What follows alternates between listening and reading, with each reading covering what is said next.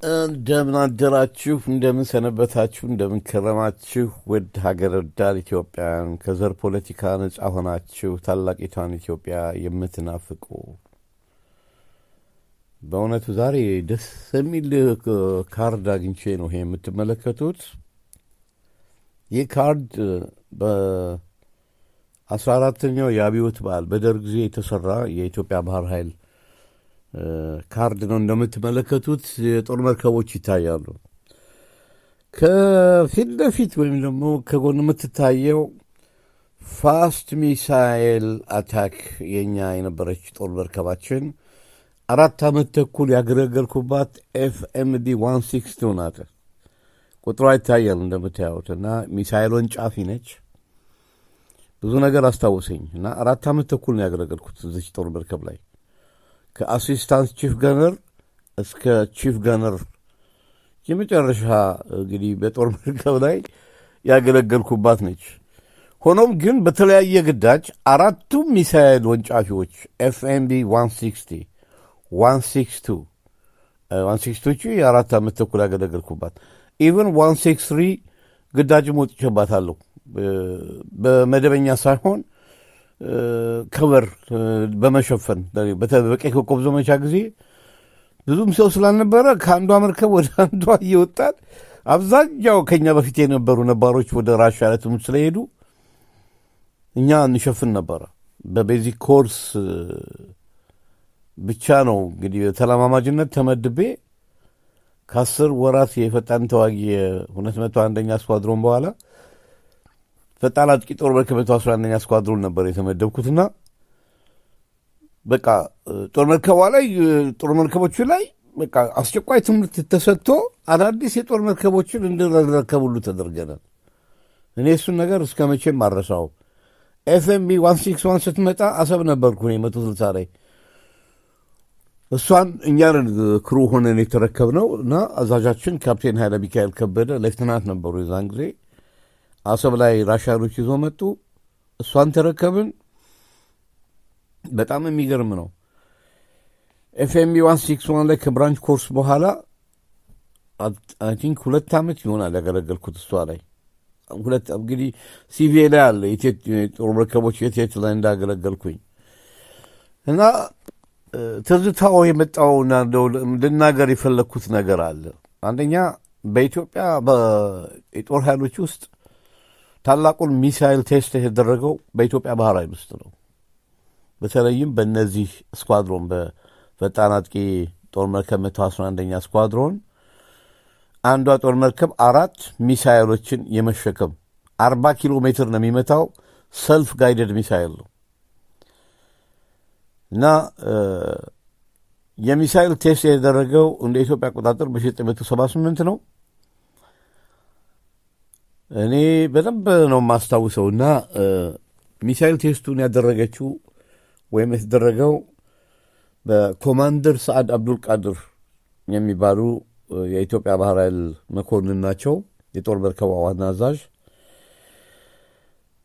እና መላው የኢትዮጵያ እዛ አካባቢ የነበሩት የኖርዘርን ናቫል ኮማንድ ጦር መርከቦች አጃቢነት የወቅቱ የሀገር መከላከያ ሚኒስትር ጀነራል ኃይለ ጊዮርጊስ ሀብተማርያም እኔ በነበርኩባት ጦር መርከብ ያኔ እኔ ኤፍኤምቢ 161 ላይ ነበርኩኝ። አሲስታንስ ቺፍ ጋነር ተኳሽም ነበርኩኝ። በወቅቱ 70 ሚሊ ሜትር ተኩስ የሚካሄድ ነበር ከሚሳይል ቴስት በኋላ።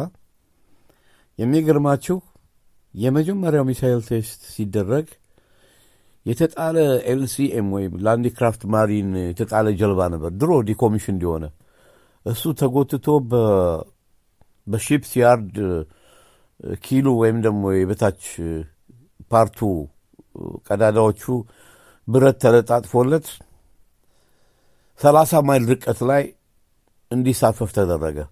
ያንን እሱን መጥቶ ለማስመጥ ማለት ነው። ቁመቱ 23 ሜትር ነው። እግዚአብሔር ያሳያችሁ፣ ትንሽ ነው። በሚሳይል ተመቶ መምታት ይቻላል ወይ? ይሄ ሁሉ ጥርጣሬ ነበራቸው መኮንኖቻችን በዛን ወቅት እና ሁሉም የጦር እነዚህ ከፍተኛ ጦር መኮንኖች ከሀገር መከላከያ መጡ። ጀነራል ኃይለ ጊዮርጊስን ጨምሮ እኛ ጦር መርከብ ላይ መጡ። ዋና አዛዣችን በወቅቱ የኤፍኤምቢ 161 አዛዥ በዛ ጊዜ ኮማንደር በኋላ ካፕቴን ኃይለ ሚካኤል ከበደ ናቸው። ወደ ባህር ወጣን። 163 ኤፍኤምቢ 163 ሚሳይሉን ጭናለች። እንግዲህ የጦር መርከቦች ፎርሜሽን አለ። የአዛዦች እየለዋወጡ የሚያሳዩት ፎርሜሽን አለ። የሚሳይሉ የመተኮሻ ፖዚሽን ስንደርስ ከፊታችን እኛ እናያታለን። ኤፍኤምቢ 163 ከፊታችን ናት፣ እኛ ከኋላ ነን። ሌሎችም ከኋላ አሉ። በጎንም በኋላም የሚከተሉ የእኛ ጦር መርከቦች አሉ። ሬዳር ማኖች ወይም ሬዳር ሁሉም ጦር መርከብ በሬዳር ያው ሚሳይሉ ያለበትን ሲመታ ለማየት ዝግጁ ናቸው። ሚሳይል ተወነጨፈ። አስታውሳለሁ። የመጀመሪያ ነው። ከላውንቸሩ ተወንጭፎ ሲወጣ እንግዲህ ተመልከቱ። 2 ቶን ክብደት ያለው 40 ኪሎ ሜትር ሄዶ መምታት የሚችል ነው። በቀጥታ ታርጌቱን እንደመታ የእኛ የጦር መርከባችን ሬዳር ኦፕሬተር በሰርኩላር ኮሚኒኬሽን አለ፣ ላውድ ስፒከር አለ። ወደ እኛ ያለ ነው የውጭ መሪ ክፍል ላይ ነን ከነ እንግዶች። እኔም ራሴ እዛ ውስጥ ቦታው ላይ ነበርኩኝ። ኦፕን ብሪጅ ወይም የውጭ መሪ ክፍል ማለት ነው። ፎቶግራፈሮችም ስለነበሩ ቪዲዮ ቀራጩ የመጣው ጀነራል ኃይለ ጊዮርጊስን ብቻ ለመቅረጽ የመጣ መሆኑን ካሜራውን ሲወድር አይቼዋለሁ። የደርግ ዘመን እኮ ጀነራሎች ይገርሙኛል። በጣም ምቹት ጠባቂዎች ናቸው። በቃ ታሪክ ስለ ራሳቸው እንጂ የሰራዊቱን ታሪክ ግድ የላቸውም። እሳቸውን የሚቀርጸው ዝም ብሎ በቃ አይዋለሁ። ሚሳይሉ ተወንጭፎ ሲወጣ ግን ቤስት ፎቶግራፈር ፒቲ ኦፊሰር አለማየሁ ዘውዴ አሁን የት እንዳለ አላውቅም። በካሜራ አገኘው ልክ ሲወጣ እና እሱ በካሜራ እኔንም ኬት ሰርቲ ስተኩስ አንስቶ ነበርና ብዙ ጊዜ ከበር ፎቶ ላይ የማስቀምጠው ካያችሁት ፒቲ ኦፊሰር አለማየሁ ዘውዴ ያነሳኝ ፎቶግራፍ ነው። ልክ የሚሳይል ቴስት በደረገ ጊዜ ማለት ነው። ከዛ ልክ ሬዳር ማኑ ታርጌት ዲስትሮይድ ብሎ ሪፖርት አደረገ። በሬዳር እያየሁት ነው። ታርጌት ዲስትሮይድ ሲል ኦፕን ብሪጅ ጭብጨባው በቃ አስተጋባ ማለት ነው። እንግዶች ይባሉ። ከዛ በኋላ የሾር ቦምባርድመንት ታክቲክ ነበረ። ሾር ቦምባርድመንት የመድፍ ነው። እኔ መድፌን ተኮስኩኝ። እዛው አጠገባቸው ነው መተኮሻው ያለው። ከዛ ወደ ከመግባታችን በፊት ሪር አድሚራል ተስፋዬ ብርሃኑ በጣም ቸኩለዋል።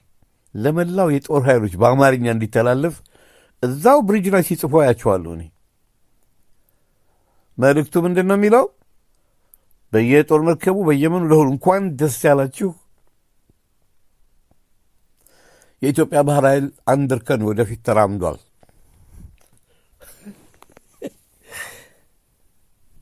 በጣም ኢሞሽናል የሆንኩበት ነው። አሁን ስናገረው ራሱ እያነቃኝ ነው የምናገረው። በጣም በቃ የባህር ኃይላችን አንድ እርከን ወደፊት ተራምዷል። ይሄ ነገር በጣም በቃ የሚያስገርም ነው። ለምን ብትሉ ይሄንን ጦር መርከቦች ገዝተው የመጀመሪያ የሚሳይል ቴስት አድርገው የተሳካላቸው ኢቨን ኩባ፣ ጂዲአር የዛን ጊዜ ጀርመን ዲሞክራቲክ ሪፐብሊክ፣ የመን፣ ሶሻሊስት ሀገሮች በሙሉ የመጀመሪያው ተኩስ አልተሳካላቸውም። የኢትዮጵያ ባህር ኃይል ግን እንዲገርም ነው። ከ32 33 ማይል ላይ ባለው ኪሎ ሜትር ላይ ነው የተመታው። እኛ ላይን አይታይም፣ ግን በሬዳር ሲመታ ይታያል። በጣም የተገረምንበት ዘመን ቦታ ቀንም አጋጣሚ ነው።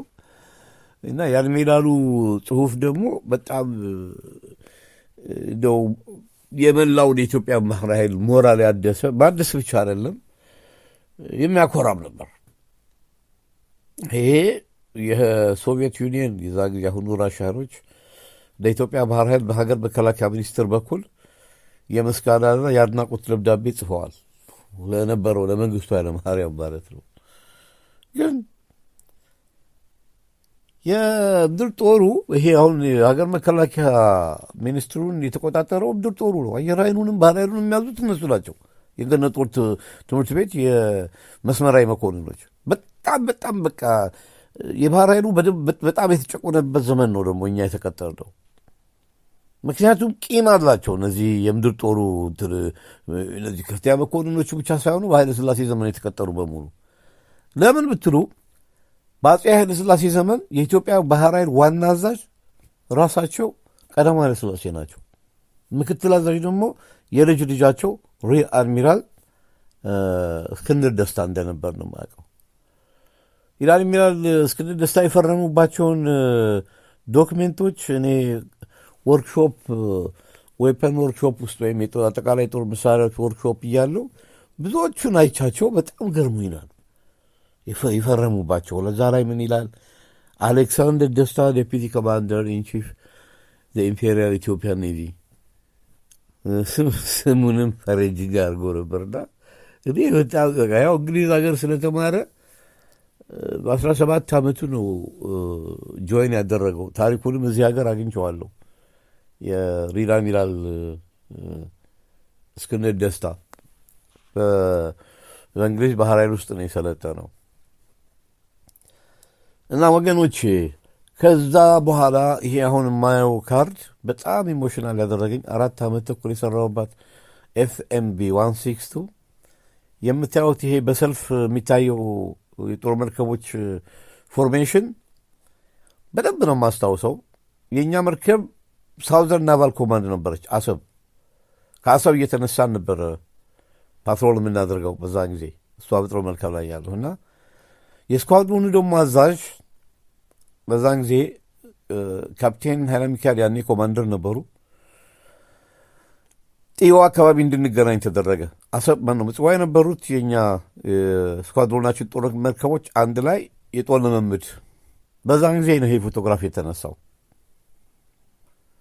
እና በደንብ ነው የማስታውሰው። ልምምዱ እዛ ተካሄደ። እኛ ተመልሰን ወደ አሰብ ወደ ግዳጃችን ወደ አሰብ ወደብ ነው የተመለስነው። ሌሎቹም ወደ ምጽዋ ሄዱና ይሄ ካርድ በ14ተኛው የአብዮት በዓል የተሰራ ካርድ ነው። አሁንም በብዛት ቢታተም የሚያሳትመው ቢኖር አሪፍ ነበር። ጥሩ ማስታወሻ ነው በእውነት እና የባህር ኃይላችን ዘመናዊ ያደረጉት የጦር መርከቦች የቀይ ባህር ጌቶች ያደረገን እነዚህ ጦር መርከቦች ነበሩ እና ይህንን ፎቶግራፍ ለላከልኝ ወጣት በጣም ነው የማመሰግነው። እግዚአብሔር ይስጥልኝ ነው የምለው። ያው ልዩ ትዝታ ውስጥ ስለከተተኝ ነው በድምፅ ለማስቀመጥ የፈለኩትና ስላዳመጣችሁ አመሰግናለሁ። ኢትዮጵያ የቀይ ባህር ጌታ እንዳልነበረች በ1983 ዓ ም ከደደቢት የመጣ ወንበዴ ቡድን ከሻዕቢያው ጋር በመተባበር የግብጾችን ወይም የኢትዮጵያ ሌሎችም የታሪካዊ ጠላት ሀገሮችን ፕላን አሳክተው እነሆ ባህር ካጣን አሁን 30 ምናምን ዓመት ሆኖናል። 36 37 ዓመት ሆነን ማለት ነው። ይህን በጣም ያሳዝናል። ዛሬ የቀይ ባህር ወደባችንን ለማስመለስ የሚናገሩት ንግግር ደም ያፈላል። አብዛኛው ሰው ምንም የማያውቀው ሁሉ ይለፈልፏል። ምንም በቃ ሪር አድሚራል አለ እንትን ይሄ ስሙ ጠፋብኝ። የምድር ጦር መጨረሻው ማዕረግ ፊልድ ማርሻል ብሎ ያስቀመጡት 50 አለቃ ብርሃኑ ጁላ እኔ በ50 አለቃነቱ ነው የማውቀው። በቀድሞ ጦር ውስጥ አየር ወለድ ሆኖ 50 አለቃ ነው የነበረው እና ጄኒውን የሆነው ትክክለኛ ማዕረጉ 50 አለቃ ነው። እሱ ሳይቀር ኢትዮጵያ ከቀይ ባህር 60 ኪሎ ሜትር ዳን ያለች ያስፈልጋታል። ተመልከቱ፣ እንደዚህ አይነት ሰው ነው። ሰራዊት ዩኒፎርም ይለብሳሉ፣ ማዕረግ ይጠራራሉ። ባህላዊ ሹመት በሽበሽ ነው።